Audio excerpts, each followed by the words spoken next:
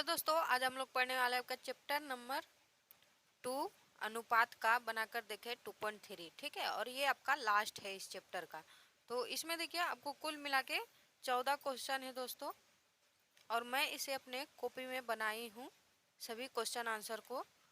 तो चलिए मैं अपने कॉपी में चलती हूँ। देखिए इसमें क्या है कि आपका ये फर्स्ट, सेकेंड और थर्ड, ये तीनों क्वेश्चन एक ही फॉर्मेट पे बनेगा। ठीक है दोस्तों, तो मैं पहला आपको समझा के दिखा दूंगी, बाकी दो का मैं आंसर दिखा दूंगी बना हुआ जो है। ठीक है, तो चलिए आगे चलते हैं। तो देखिए दोस्तों, यदि आप फेयर कॉपी बना रहे हैं तो बिल्कुल इसी तरह बना लीजिए। आप जो भी क्वेश्चन उतारेंगे उसे ब्लैक पेन से उतारना है, और जो आंसर लिखेंगे उसे ब्लू पेन से लिखना है। ठीक है, और आपको क्या करना है, आप फेयर कॉपी में डेट भी लिख दीजिएगा कि जिस डेट को आप बना रहे हैं। तो चलिए क्वेश्चन बनाते हैं। देखिए आपका फर्स्ट क्वेश्चन है दोस्तों, पिछले वर्ष रसकुंड ग्राम में साक्षर और निरक्षर लोगों की संख्या का अनुपात 4:1 था। ग्राम की जनसंख्या 6550 हो तो साक्षर और निरक्षर लोगों की संख्या बताएं। ठीक, तो चलिए पहले क्वेश्चन को समझते हैं। देखिए दोस्तों, क्वेश्चन में क्या किया गया है कि कुल संख्या आपका यहाँ पे दे दिया गया है। कुल जनसंख्या का मतलब कुल लोग कितना है, 6550 है। और अनुपात आपको दो चीज का निकालना है, जो अनुपात भी आपको दे दिया गया 4:1। एक एक इसमें साक्षर लोगों की संख्या निकालना और दूसरा निरक्षर लोगों की। तो आपको कैसे पता चलेगा कि कौन किसका अनुपात दिया है? तो इसमें बहुत ही सिंपल है दोस्तों। देखिए आपको क्वेश्चन में क्या किया है, पहले साक्षर लिखा है और फिर निरक्षर लिखा हुआ है। ठीक है, तो इसमें जो पहला अनुपात है वो साक्षर लोगों का है और दूसरा निरक्षर लोगों का है। तो आपको सिंपली आपको क्या करना है कि यहाँ पे हल लिख देना है। आप किस तरह से इसे बना रहे हैं लिखेंगे। रसकुंड ग्राम की कुल जनसंख्या कितना है, 6550। फिर देखिए रसकुट ग्राम में साक्षर और निरक्षर लोगों की संख्या का अनुपात कितना है, 4:1। मतलब साक्षर लोगों की संख्या अनुपात में कितना है उसे निकाल लेना है। तो इसीलिए यहाँ पे लिखा, ये इसीलिए का साइन है दोस्तों। जिस तरह प्लस माइनस का साइन होता है ना, उसी तरह ये इसीलिए का साइन है। इसमें आपको लिख देना दोस्तों, साक्षर लोगों की संख्या का अनुपातिक भाग बराबर। देखिए कुल अनुपात कितना है, 4 साक्षर लोगों की है और 1 निरक्षर लोगों की। तो दोनों को जोड़ेंगे यानी कुल जनसंख्या यानी सब जनसंख्या में 4 साक्षर लोगों की है और 1। 4 को जोड़ देंगे 1 से तो 5 हो जाएगा, फिर 4 का 4 हो जाएगा। ठीक है, तो इस तरह से निकाल लेंगे। फिर इसी तरह क्या करेंगे, निरक्षर लोगों के भी अनुपातिक भाग में निकाल लेंगे। तो जितना भी निरक्षर लोगों की कितना था, 1 था, तो 1 लिख देंगे और फिर ये 4 + 1 इसमें भी रहेगा। तो इसका कितना आ जाएगा अनुपातिक भाग, 1/5। फिर देखिए आपको जनसंख्या बताना है। तो इसमें लिखेंगे दोस्तों कि कुल जनसंख्या में साक्षर लोगों की संख्या। तो कुल जनसंख्या जितना दिया है आपको वो लिख देना है। फिर इंटू में जो आप अनुपातिक भाग निकाले हैं उसे ही इंटू करना है आपको। फिर यदि आप भिन्न का गुना पढ़े होंगे तो आप जानते होंगे कि इसमें कोना कोनी यदि कटता है तो काट देते हैं और सामने वाले से फिर गुना कर देंगे, यानी जो उसके बराबर में होगा। जैसे देखिए ये इधर एक ही है तो मान लीजिए नीचे में 1 है, आप दे सकते हैं। फिर देखिए ये और ये कट जाएगा। जब आप 6550 को 5 से भागा देंगे तो ये 1310 बार में कट जाएगा। यहाँ देखिए क्या कर रहे हैं कि 6550 को 5 से काट रहे हैं। तो आपको क्या करना है कि ये भाग दे देना है। देखिए इस तरह से 5 एकम 5 चला जाएगा, यहाँ पे 1 बचेगा, फिर ये 5 उतरेगा तो 5 तिया 15, ये कट जाएगा आपका पूरा पूरी। उसके बाद फिर 5 उतर जाएगा ऊपर से, तो 5 एकम 5 लग जाएगा। फिर देखिए ये 0 बच गया है। ठीक है दोस्तों, तो ये 0 क्या होता है, यहाँ पे चला जाता है। तो आपका इतना बार में कट जाएगा, तो वही यहाँ पे लिखा गया। फिर ये आपको 1310 से आपको 4 को गुना कर देना है, तो ये 5240 आ जाएगा। फिर देखिए निरक्षर, ये तो साक्षर लोगों की संख्या आपकी निकल गई है। कुल जनसंख्या में निरक्षर लोगों की संख्या बराबर कितना हो जाएगा आपका। देखिए कुल जनसंख्या लिखेंगे, फिर जितना निरक्षर लोगों की अनुपात निकला था वो इंटू करेंगे। तो काटेंगे तो सेम जाहिर सी बात है वही आएगा, क्योंकि नीचे में भी यहाँ से भी 5 से कट रहा था, यहाँ भी 5 से कट रहा था। फिर 1 से गुना करेंगे तो वही आ जाएगा।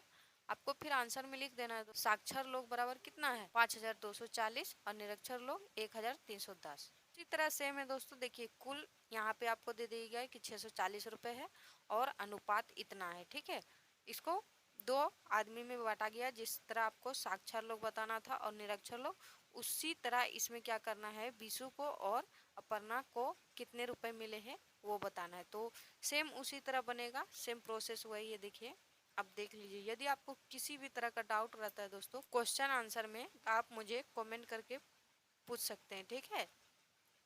किसी भी प्रकार का आपका डाउट रहता हो, कुछ इस प्रकार से आपको बना लेना है। फिर देखिए फोर्थ क्वेश्चन आपका थोड़ा इससे अलग है दोस्तों। इसमें क्या कहा गया है कि किसी विद्यालय के 143 छात्र छात्राओं में गाने तथा नाचने वाले छात्र छात्राओं का अनुपात 9:2 है। यदि और 3 छात्राएं गा सकती तो गाने तथा नाचने वाली छात्राओं की संख्या का अनुपात। देखिए ये आपका 3 क्वेश्चन में क्या था दोस्तों कि आपको कुल दे दिया गया था और 2 अनुपात दिया गया था, दोनों में से कौन कितना है ये बताना था। पर इसमें क्या किया गया है कि आपका फोर्थ नंबर क्वेश्चन में कुल संख्या दे दिया गया है, फिर 2 अनुपात दे दिया गया है, ठीक है। तो आपको इसमें कौन कितना गा रहा है ये नहीं पूछा जा रहा है, इसमें पूछा जा रहा है कि यदि और 3 छात्राएं गा सकते, यानी 3 छात्रा और बढ़ गया है इसमें, ठीक है।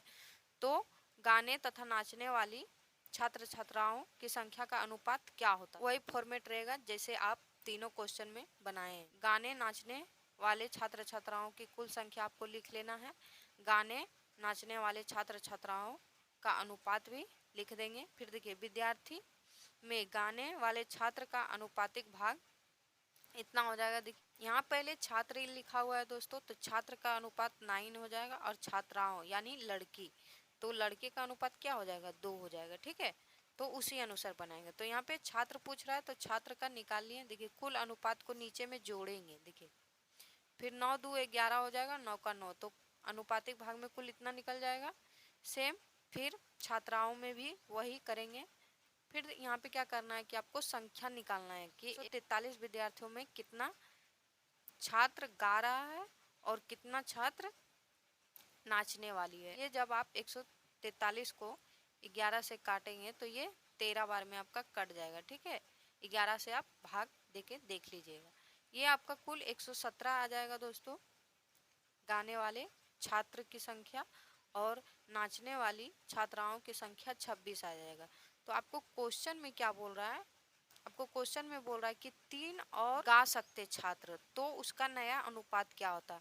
तो जाहिर सी बात है कि देखिए 117 तो पहले से इसमें गा ही रहा है, तो 3 और गाएगा, तो क्या करेंगे 3 को इसमें प्लस कर देंगे। तो वही लिखा गया है कि 117 छात्राओं के साथ 3 और छात्र गाने पर छात्राओं की संख्या कितना हो जाएगा, 117 + 3, ठीक है। तो ये कुल मिला कितना हो जाएगा, 120। फिर इसका नया अनुपात बोला है तो 120 बैठा देंगे, उसके बाद फिर 26 का 26 ही रहेगा, 2 से काटेंगे तो 60 बार में 120 कट जाएगा, और ये 13 दूनी 26, तो यही आपका आंसर हो जाएगा। फोर्थ नंबर के ही जैसा फिफ्थ नंबर आपका क्वेश्चन है, सेम वही क्वेश्चन है दोस्तों। इसमें क्या कर दिया गया है कि डेटॉल जल रख दिया है और इसका अनुपात इतना दिया गया है।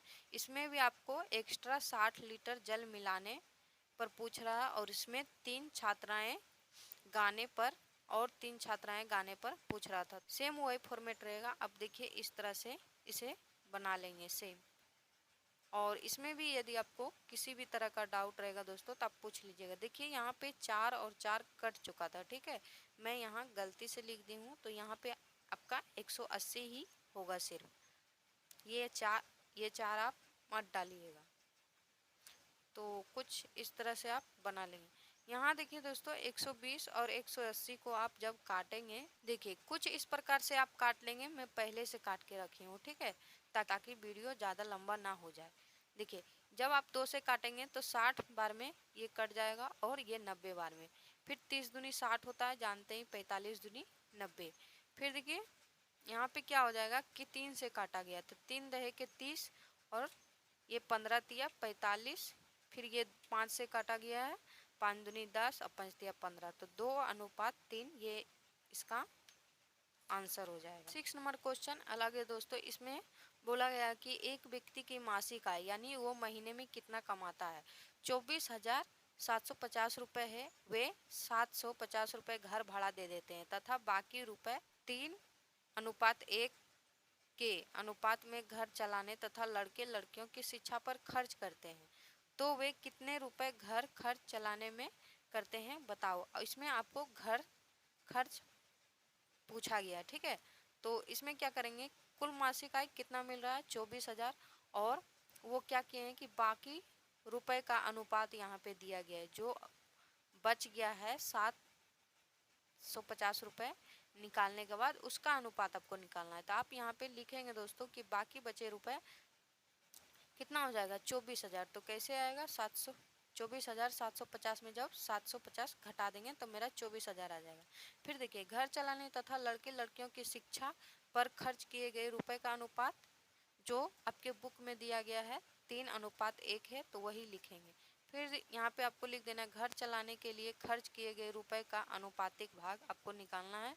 तो ये दोनों प्लस हो जाएगा नीचे में, और घर चलाने के लिए पहले देखिए घर चलाना लिखा हुआ है तो इसका क्या हो जाएगा, घर चलाने का अनुपात 3 हो जाएगा, और लड़के लड़कियों के खर्च का अनुपात कितना हो जाएगा 1 हो जाएगा। तो इसीलिए यहाँ पे क्या लिखा गया है 3 लिखा गया है। ये आपका जब सॉल्व करेंगे तो 3/4 आ जाएगा। इसी तरह से आपको ये वाला भी बनाना है बच्चों के खर्च के लिए। फिर यहाँ पे क्या किया गया दोस्तों कि घर चलाने के बारे में सिर्फ पूछा गया, बच्चों में कितना खर्च हो रहा है ये नहीं पूछा गया, तो इसे निकालना जरूरी भी नहीं है। आप चाहेंगे तो ये नहीं भी लिख सकते हैं, ठीक है। सिर्फ इतना लिख के और ये ही बना देंगे तो आपका आंसर हो जाएगा। 4 से आपका 6 चौक 24 कट जाएगा और नीचे में कुछ भी नहीं बचेगा। देखिए ये गलती मत कर दीजिएगा, ठीक है दोस्तों। ये मेरा नीचे चला आया है, ये ऊपर है, देखिए वही काट के यहाँ पे मैं लिख दी हूँ। तो ये किससे इंटू होगा, इससे 3 से, क्योंकि इसका काटा हुआ ये है, ठीक है। ऊपर में जगह नहीं था तो मैं यहाँ पे लिख दी थी। तो वही 6 को फिर 3 से गुना करेंगे तो 6 तिया कितना हो जाएगा 18, और फिर 3 शून्य का 3 शून्य बैठ जाएगा। फिर देखिए आपका नेक्स्ट क्वेश्चन है दोस्तों 7 नंबर। विवेकानंद युवा पुस्तकालय को एक वर्ष में 74,350 रुपए का सरकारी अनुदान मिला, यानी दान दिया गया। 4,350 रुपए चंदा से मिला एवं पुराने कागज पत्रों को बेचकर 1,300 रुपए मिला है। यदि सब किताबें खरीदने, पुरानी पुस्तकों की जिद बनवाने एवं पुस्तकालय के कर्मचारियों के वेतन का अनुपात 15:3:2 में खर्च हुआ है, तो हिसाब करके देखना होगा कि कितने रुपए की नई किताब खरीदी गई है, ठीक है। फर्स्ट बार में क्या लिखा गया यहाँ पे नई किताब खरीदने के लिए, तो ये इसका अनुपात हो गया। फिर पुरानी पुस्तकों की जिद बनवाने, यानी जो आप उस पर कवर चढ़ाते हैं उसके लिए इतना अनुपात में रुपए खर्च किए गए। फिर पुस्तकालय के कर्मचारियों को वेतन देने का अनुपात 2 था। तो सिंपली आपको क्या करना है दोस्तों कि जो भी पैसा है ये तीनों जो है देखिए 1,300, 4,350 और 74,350 रुपए, ये सभी पैसे को जोड़ देना है, ठीक है, क्योंकि ये सभी पैसे को मिला के सारा काम किया गया है। तो यहाँ पे आप यहाँ पे देखिए लिख लेंगे कि पुस्तकालय को अनुदान मिला रुपए कितना था 74,350, पुस्तकालय को चंदा में मिला रुपए कितना था 4,350 रुपए। ये साइन है दोस्तों, जब एक ही चीज को नीचे लिखा जाता है तो आप समय बचाने के लिए इस तरह का साइन दे देते हैं। अगर पुस्तकालय के नीचे ये साइन है तो पुस्तकालय, और ये को के नीचे है तो को, तो यही इसका मतलब होता है, ठीक है। तो आप चाहें तो पूरा फुल लिख सकते हैं, नहीं तो इस तरह से साइन भी दे सकते हैं। फिर देखिए पुराने कागज पत्रों को बेचकर मिला रुपए 1,300, सबको जोड़ेंगे तो यहाँ 80,000 रुपए हो जाएगा, ठीक है। देखिए कुल मिलाकर रुपए 80,000। नई किताबें में कितना खर्च किया गया है ये पूछा गया है, तो आपको क्या करना है कि सारा अनुपात इसके नीचे जोड़ देंगे जिस तरह से जोड़ते आ रहे थे पिछले वाले में। तो 3 अनुपात था इसमें, देखिए दोस्तों तीनों को नीचे में जोड़ेंगे। फिर नई पुस्तक के लिए 15 अनुपात खर्च किया जा रहा था, वही यहाँ पे लिखा गया है। जब आप इसको जोड़ेंगे तो 15/20 आ जाएगा। फिर ये देखिए कट जाएगा तो काट लेते हैं 15 और 5 के 20, तो ये आपका अनुपात आ गया। फिर देखिए नई किताब के लिए खर्च किए गए रुपए, तो 80,000 को इंटू करेंगे 3/4 से, तो ये कट जाएगा 2 दूनी 4 और 2 पे उतना जीरो रह ही जाएगा। 3 को इंटू करेंगे 20,000 से तो 3 दूनी 6 यानी 60,000 रुपये। यानी नई पुस्तक खरीदने के लिए कितना खर्च किया गया 60,000 रुपये, तो यही आपका आंसर हो जाएगा। फिर देखिए आपका नेक्स्ट क्वेश्चन है दोस्तों कि किसी एक ट्रेनिंग सेंटर में 1050 व्यक्ति ट्रेनिंग लेने आए। उनको 3 बड़े होलनुमा कमरे में 11:3 अनुपात 3 1/2 अनुपात में बैठने के लिए दिया गया। तो प्रत्येक होलनुमा कमरे में कितने लोग बैठेंगे, ये सेम 1 नंबर का क्वेश्चन जैसा है। ठीक है दोस्तों, इसमें सिर्फ क्या किया गया, 3 अनुपात दे दिए गए। तो चलिए इसे बनाते। देखिए, ट्रेनिंग लेने आए कुल व्यक्तियों की संख्या कितनी थी, 1050। तो वो लिख देंगे। कुल होलनुमा कमरे की संख्या 3 ठो कमरा में बिठाया गया दोस्तों। यहाँ पे 3 बड़े होलनुमा कमरे में बिठाया गया, यानी ना भी है उसे क्या किया गया कि 3 भाग में बांट के इस अनुपात के अनुसार बैठा दिया गया है। ठीक है, तो वही यहाँ पे लिख देंगे। फिर देखिए यहाँ पे क्या है कि 3 होलनुमा कमरे में बैठे व्यक्तियों का अनुपात 11, जो अनुपात क्वेश्चन में दिया है वही लिख देना है। फिर देखिए आपको तीनों कमरे में कितना कितना बैठा हुआ है ये पूछ रहा है, तो इसे पूरा बनाना पड़ेगा आपको। तो देखिए, प्रथम कमरे में बैठे गए व्यक्तियों का अनुपात, तो पहला कमरा ये हो जाएगा, आप खुद से कर सकते हैं। ठीक है, तो पहला का अनुपात ये हो जाएगा, दूसरा नंबर पर ये है तो दूसरा का अनुपात ये, और तीसरे नंबर पर ये है तो तीसरा का अनुपात ये। तो सेम क्या करना है कि नीचे में सारा को जोड़ देते थे हम लोग, तो जोड़ देंगे नीचे में। आप जोड़ेंगे तो देखिए 2 का एलसीएम लेवा जाएगा। ठीक है, पहले नीचे सॉल्व कर लेते हैं। 2 का एलसीएम ले लेंगे आप। फिर 2 को, यहाँ पे क्या है, कुछ नहीं तो 1 है। यहाँ क्या है, कुछ नहीं तो 1 है। यहाँ कुछ नहीं है तो 1 है। तो यहाँ पे क्या करेंगे कि 1 से भागा दिया जाता है। अब भिन्न का जोड़ बनाए होंगे तो जानते ही होंगे। और फिर जो भी आंसर आता है उसे गुना कर दिया जाता है, यानी 2 आएगा। 1 को 2 से भाग देंगे तो 2 ही आएगा। 2 को जब 11 से इंटू करेंगे तो यहाँ 22 आ जाएगा। सेम वही तरह से, सेम उसी तरह से सारे के साथ करेंगे दोस्तों। तो यहाँ पे आपका इतना आ जाएगा। फिर देखिए 22, 6 और 6 और 1 जोड़ेंगे तो 35 आएगा कुल मिला के, और फिर बट्टे में 2। देखिए यहाँ पे क्या है दोस्तों, ये बट्टे वाला है आपका, ये है ना। तो ये क्या है, या 11 के साथ भाग में है यहाँ पे, यानी 11 भाग 35/2 है। कहने का अर्थ यही है। इसमें क्या क्या है, बट्टे में लिख दिया गया है। तो जब आप भिन्न का भाग पढ़े होंगे, ये वाला जो फर्स्ट रहता है वैसा ही रह जाता है, और ये चिन्ह इंटू में बदला जाता है। जब ये इंटू में बदलता है तो ये वाला पोर्शन क्या होता है, उल्टा हो जाता है, यानी ये 2 ऊपर चला जाएगा और 35 नीचे चला आएगा। सेम उसी तरह आप ये देखिए यहाँ पे बनाएंगे। यहाँ पे कुछ नहीं है तो 11 हो जाएगा। ठीक है, और ये कोना कोनी यदि कटेगा तो काट लेंगे, नहीं कटेगा तो नहीं काटेंगे। देखिए कटेगा ही नहीं, 11 और 35 कभी नहीं कटेगा, 1 और 2 कभी नहीं कटेगा। तो सिंपली क्या करेंगे, इंटू कर देंगे। 11 को 2 से इंटू करेंगे तो यहाँ 22 हो जाएगा, और 135 को इंटू करेंगे तो 35 हो जाएगा। ठीक उसी तरह देखिए दूसरे कमरे का भी निकाल लेंगे और उसी तरह जोड़ेंगे। यहाँ पे देखिए इसका आपका इतना अनुपातिक भाग आ जाएगा। फिर तीसरे कमरे का सेम उसी तरह से निकालेंगे। फिर तीसरे कमरे का भी देखिए आपका 1/5 आ जाएगा। फिर आपको संख्या बताना है दोस्तों कि कितना कितना बैठा है। तो प्रथम होलनुमा कमरे में बैठे व्यक्तियों की संख्या, तो जो आपका बटे में आंसर आएगा था 22/35, वो यहाँ पे लिखा गया है। कुल संख्या को आपको इंटू करना है। 5 सत्ते 35, ये 7 बार में 35, 5 का पहाड़ा में चला जाएगा, और ये 5 से 210 बार में भाग लग जाएगा। आप भाग करके देख लीजिए। 22/7 यहाँ पे बच गया है, और 210। फिर देखिए ये कट जाएगा। 7 से आप डायरेक्ट काट सकते हैं। देखिए 7 एकम 7 और 7 या 21, ये 3 बार में कट जाएगा, और ये 0 का 0 उतर जाएगा। फिर देखिए 30 और 22 को इंटू कर देंगे, 660 हो जाएगा। यानी प्रथम होलनुमा कमरे में कितना व्यक्ति बैठा हुआ है, 660। फिर दूसरे कमरे का भी सेम वही प्रोसेस से निकाल लेंगे दोस्तों।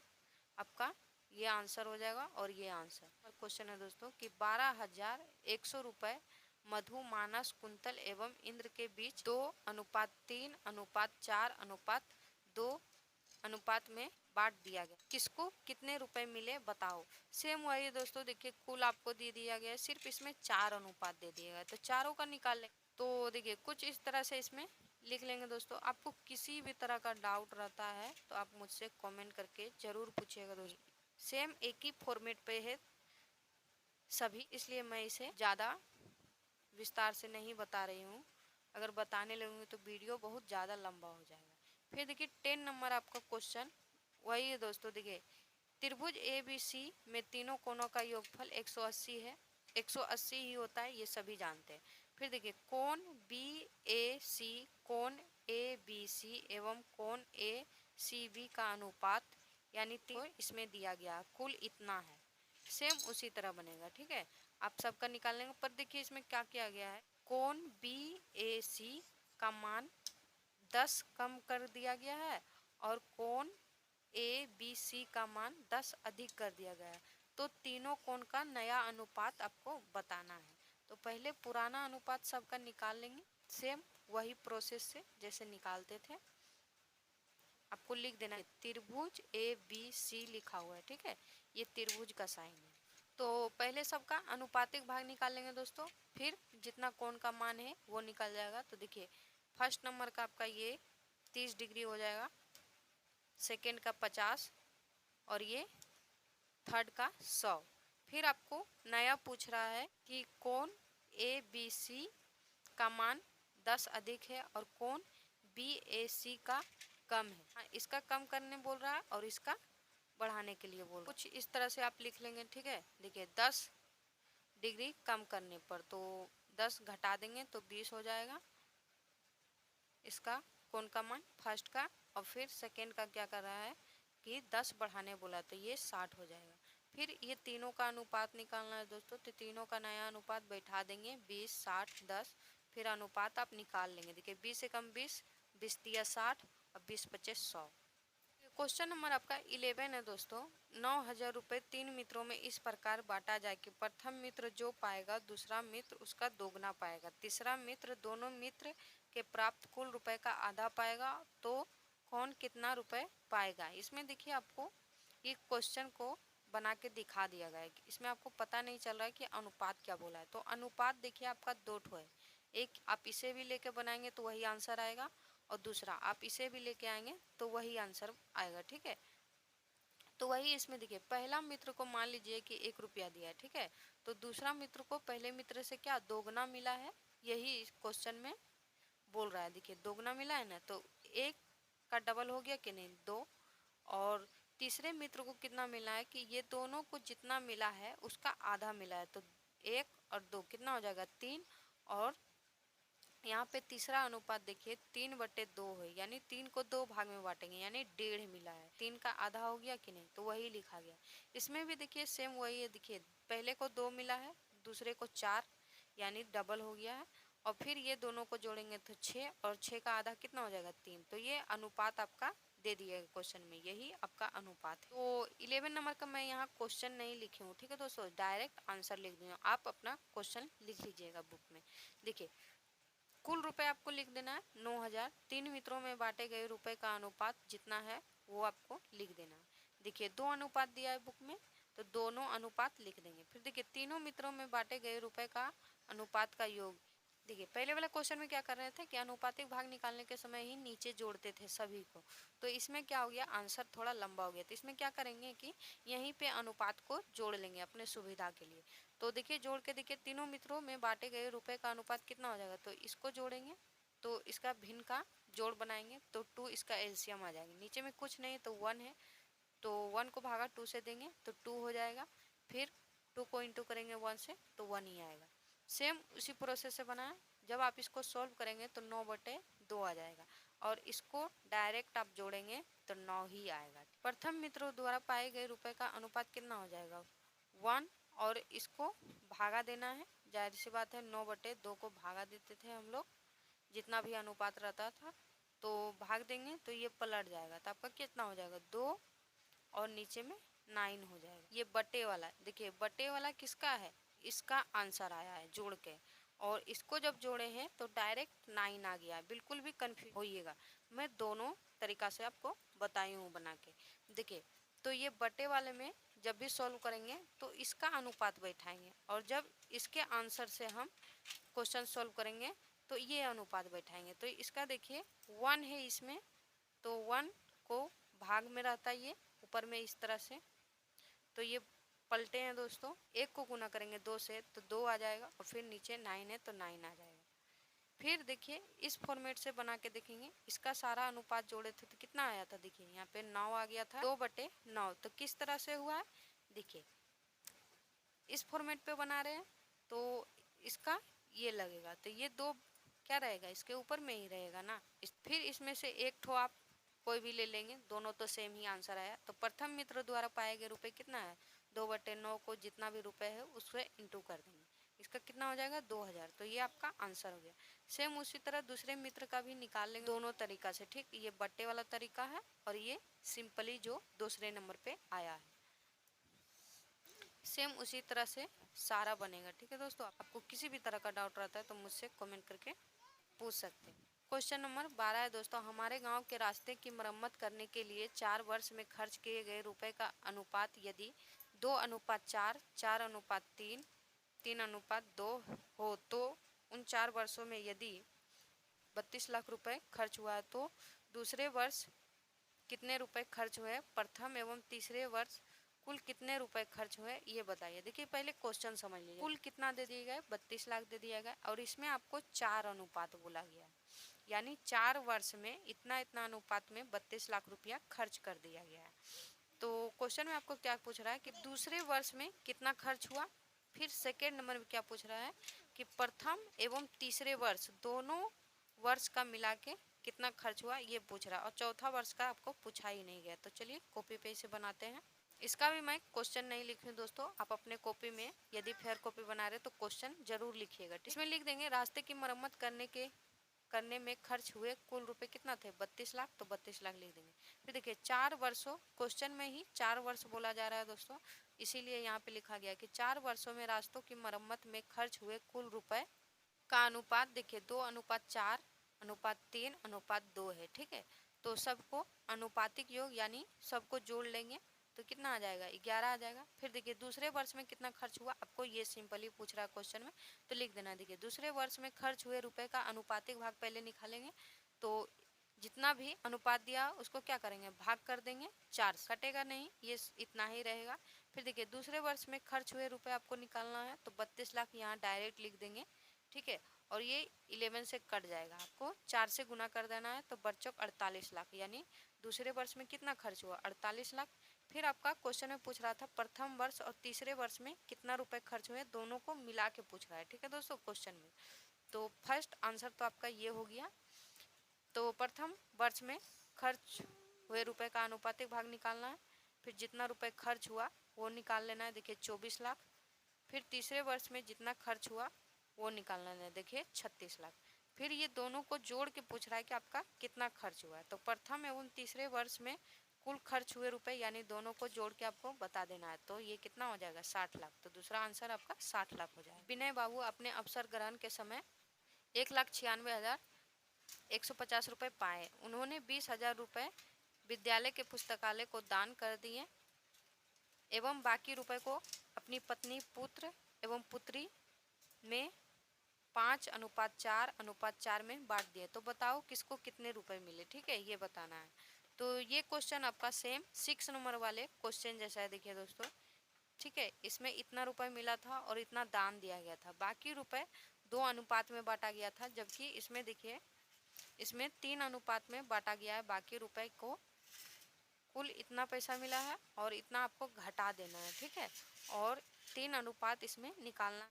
तो ये आंसर को मैं उतना समझाऊंगी नहीं दोस्तों, आपको दिखा देती हूँ, आप देख देख के बना लीजिएगा, ठीक है। और आपको इसमें किसी भी तरह का डाउट रहता है तो मैं एक बार फिर से कह रही हूँ कि आप पूछ लीजिएगा। देखिए फर्स्ट आंसर आपका ये आ जाएगा और सेकंड ये, जाहिर सी बात है पुत्री को भी 54,000 ही मिलेगा क्योंकि अनुपात तो बराबर था दोनों का। तो कुछ इस तरह से आप बना लेंगे। अमीनूर चाचा ने अपने 35 कट्ठा जमीन 4:3 के अनुपात में बैगन और परवल की खेती किया। प्रति कट्ठा बैगन से 150 रुपये तथा प्रति कट्ठा पटल से 125 रुपये लाभ किए। अमीनूर चाचा के कुल जमीन से बैगन और परवल की खेती के लाभ का अनुपात बता। अमीनूर चाचा का कुल जमीन कितना था, 35 कट्ठा, ये 1 नहीं है, ठीक है दोस्तों, ये है यहाँ 35 कट्ठा है। फिर देखिए कुल जमीन पर बैगन और परवल की खेती का अनुपात कितना था, 4:3, तो ये दोनों का योग कितना हो जाएगा 7। जमीन पर बैगन की खेती का अनुपातिक भाग निकालेंगे, फिर बैगन के खेती के लिए उपयोग किए गए जमीन का यानी कितना जमीन में बैगन उगाया गया है ये आपको निकालना है। तो 20 कट्ठा जमीन में बैगन उगाया। पटल के खेती का उपयोग किए गए जमीन का अनुपातिक भार निकालेंगे। कितना जमीन में पटल उगाया गया है, तो 15 कट्ठा में। इसमें बोल रहा है दोस्तों कि प्रति कट्ठा बैगन से कमाए गए रुपए का लाभ कितना है, 150 है। तो बैगन कितना कट्ठा में उगाया गया था, 20 कट्ठा में। तो 20 से जाहिर सी बात है इंटू कर देंगे 150 के, तो ये हो जाएगा 3000। देखिए प्रति कट्ठा पटल से लाभ कमाए गए रुपए 125 थे।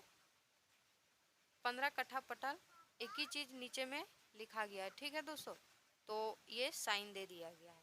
फिर देखिए यहाँ पे 15 को 125 से इंटू कर देंगे तो 1850 रुपये। तो ये दोनों आपका आंसर नहीं होगा दोस्तों। आपको क्या बोल रहा है कि आपको अनुपात, ये दोनों का अनुपात पूछ रहा है, ठीक है, यानी लाभ का अनुपात कितना है। तो यहाँ पे आप अनुपात निकाल लेंगे। देखिए बैगन और परवल के खेती करके लाभ परिमाण का नया अनुपात, तो 3000 ये रख देंगे, अनुपात 1875। फिर देखिए आपको क्या करना है कि 5 से जब इसको भाग देंगे दोस्तों, तो ये 600 बार में कट जाएगा और ये 375 बार में। फिर आपको यहाँ 5 से ही यहाँ पे काटना है, ठीक है, दोनों जगह पे। फिर यहाँ पे भी आपको 5 से काटना है। फिर देखिए यहाँ पे आप 3 से काट देंगे, 8 24 और 5 15। तो ये आपका नया अनुपात हो जाएगा और यही आपका आंसर रह जाएगा।